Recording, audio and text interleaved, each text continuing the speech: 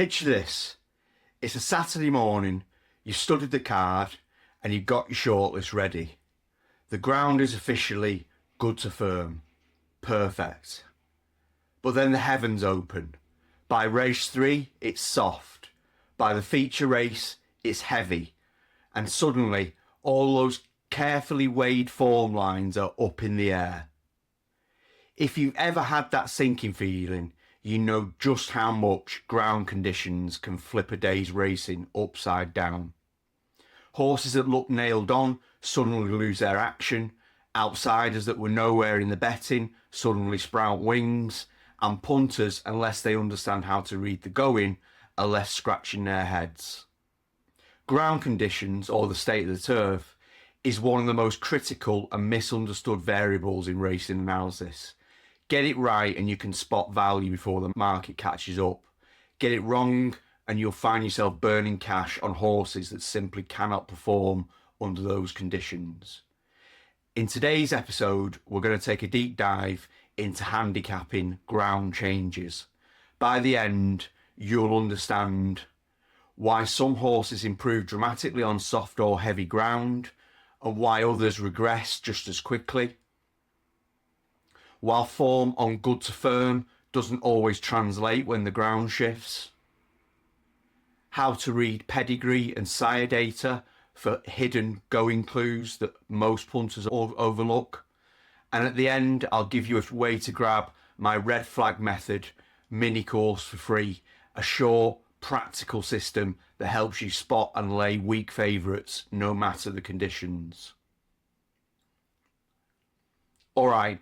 Let's dig in.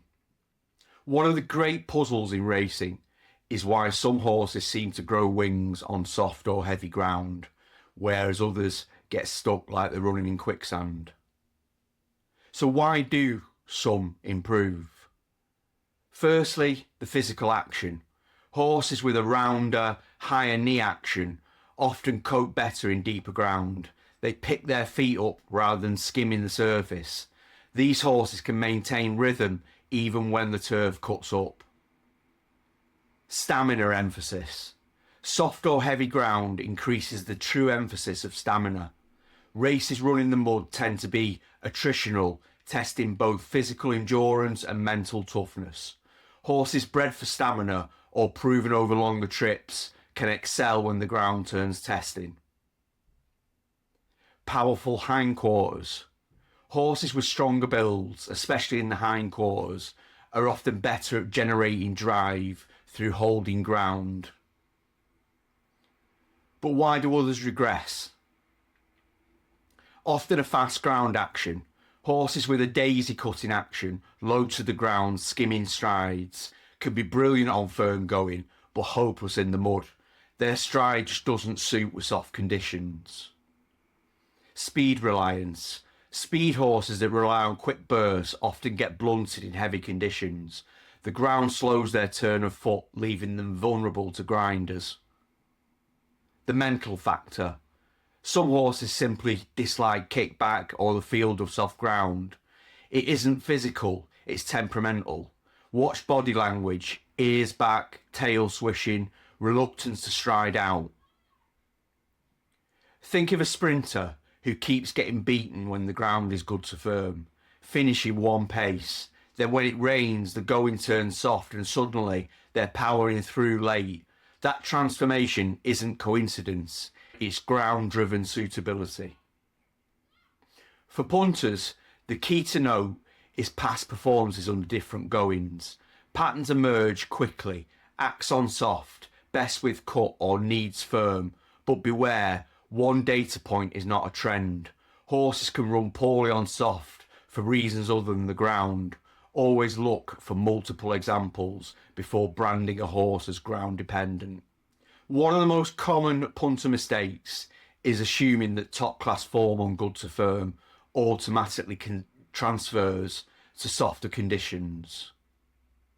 A horse racing 110 that bolts up on fast ground may look superior in class, but downgrade the ground and that superiority can vanish. But why does the drop happen? Often it's down to energy efficiency. On firm ground, speed horses use less energy per stride. On soft, the same stride is more draining. Efficiency collapses. Rhythm disruption. Fast ground horses find and hold rhythm. Softer conditions break stride patterns. Horses who rely on rhythm often lose their edge. Different pace dynamics. Races on fast ground often favour sharp, quick turn of foot types. Softer races favour grinders, closers, and those who can sustain pressure. For example, the summer soft going surprise. It's not unusual to see a highly rated group horse humbled on soft summer ground by a rival it regularly beats on the firm. The reversal isn't a form collapse, it's a condition shift. So what are the practical lessons for punters? Well, firstly, never assume good to firm form is universal. Instead, compare previous runs on varied going. Ask, has the horse proved itself under today's conditions? If not, be cautious of short price favourites being taken on unproven ground. This is where huge betting value lies. Markets often overbet class horses without accounting for suitability. Identifying the ground risk can let you lay or oppose at inflated odds. So let's have a look at pedigrees. Sometimes, especially with lightly raced horses, you just don't have enough form evidence to judge ground preference. That's when pedigree analysis comes in. So firstly, the sire influence. Certain stallions pass on clear ground biases. Pivotal progeny often excel on the soft. The Galileo line has versatility, but many can handle cut. Dubois, usually adaptable, but often best on good to soft rather than extremes. Keeping track of these patterns can give you an edge when form is limited. The dam side influence. Don't ignore the dam. Some ground traits can filter through from the maternal line, especially stamina elements that aid soft ground performance. So what's the practical application? Well, when you're assessing an unexposed horse, check the sire's record with progeny on today's going. Cross-check with the dam's record and siblings' performance. Look for confirmation in early runs. Even one promising soft ground effort can validate the pedigree expectation. What tools can you use? Well, the Racing Post and Timeform both publish sire stats by going. Having these to hand when analysing maidens or lightly raced types can give you an immediate edge over the market. So let's think of a case study. Imagine a debutant by Pivotal entered in a 2-year-old maiden on soft ground. No form to go on, but pedigree screams suitability. Markets may underrate it. Compared to rivals, that's an opportunity. So let's bring it all together. How do you turn all this into a framework? Well, firstly, start with proven form. Always ask, has this horse shown ability before on today's ground? Look for repeat evidence, not one-offs. Adjust for condition shifts. Don't assume that good to firm form translates to cut. Be cautious of short price horses untested on new going.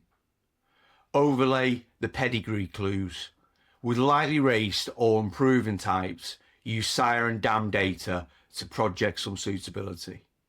Watch market overactions. Sometimes markets panic at going changes, other times they underreact. Both can create value. Build a ground profile notebook. Over time, know horses that consistently act or don't act on certain conditions. This is one of the richest long-term edges in racing.